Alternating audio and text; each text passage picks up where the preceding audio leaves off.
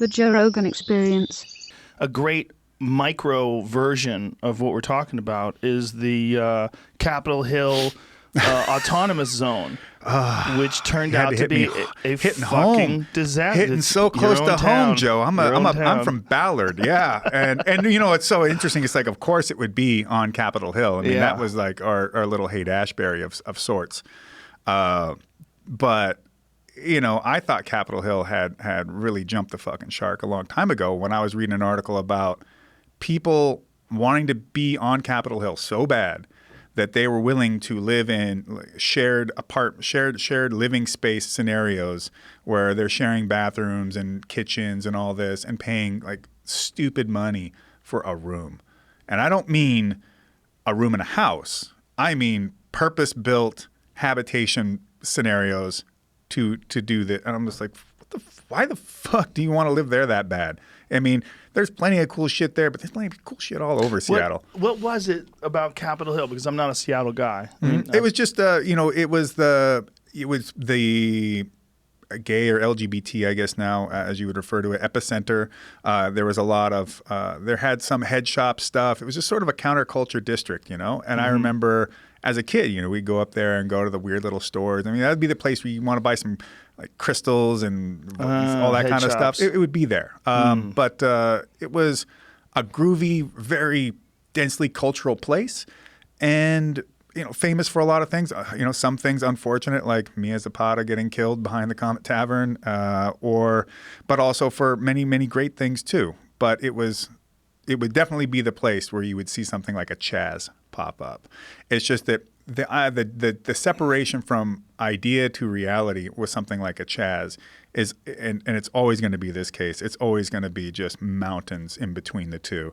You know, the funniest part I think for me is watching that altercation video with Raz and his new police, stating we're the police now, and the guy in being approached for graffitiing a building, going, well, you know, what's up with all the guns and all the, why you guys got all these guns? And this lady who's filming going, don't worry about us having guns. Who cares about guns? Cops carry guns. Guns are no big deal. And I'm just like, whoa. Okay. You guys are doing exactly what you're complaining against.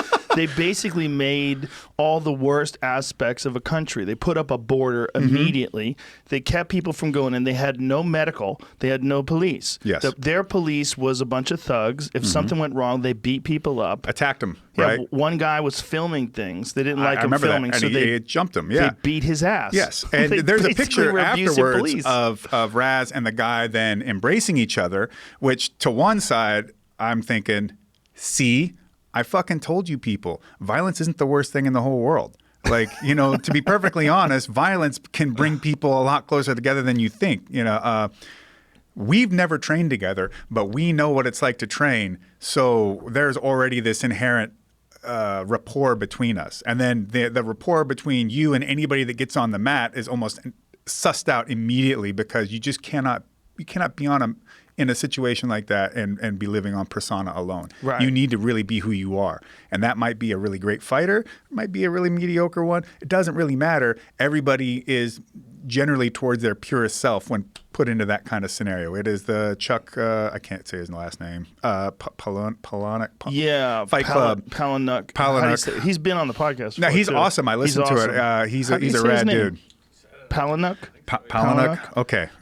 And he, you know, that line about you never know who you are until you've been in a fight. Like, yeah, it's full on. You really want to know who you are? Get into a fight. Yeah. But watching that, and you know, so the side of me is going, see, like perhaps, you know, a little bit of fisticuffs could make things a little better. You know, especially if we were to talk about the law of mutual combat that exists in Washington, right? Which is very weird. I think should be national. To be perfectly honest, the only problem I have with that is that like they let people fight out on the street, which you should be aware that if you get KO'd, you might die. I know. I think your head's that should gonna bounce off the concrete. That has to be included in such a law. Yeah, you have to be drunk. like, look, you're taking your life into your own hands. Like legitimately, if you're doing it out in the dirt. Yeah, you probably be okay. I know, but we can't nerf the world that much. We just can't. It's just not possible. And as much as we would love to think about the ideal scenario for everything, you can't. There's always going to be that 1, 10, whatever.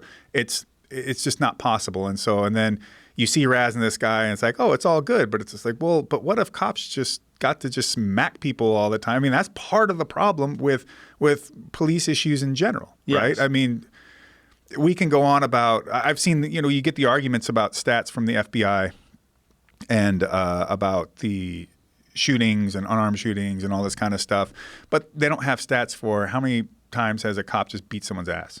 Right. They don't have. They don't have stats, right. and It's a lot. Right. And but with the CHAZ, you this thing, the saddest thing about all this, even besides, and I'll take an argument on this, even besides all the fucking property damage and the just tearing everything up and obviously loss of life. Right. There's legitimate How many people got loss. killed there? At least 2, right? I Like think 7. more. 7 people Like died? 7. Jesus 7 people Christ. are dead.